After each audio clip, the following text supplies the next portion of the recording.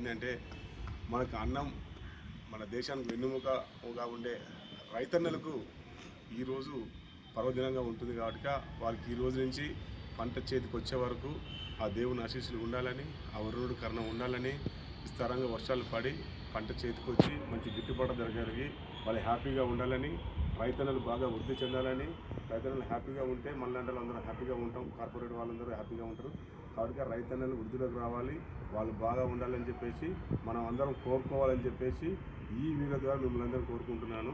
రైతన్నలకి ఖచ్చితంగా మంచి జరగాలి, మంచి రేటు రావాలి, వాళ్ళ పంట చేతికి వచ్చేదాకా ఆ ప్రకృతి కానీ దేవుడు కానీ వాళ్ళందరూ ఉండాలని చెప్పేసి కోరుకుంటున్నాను.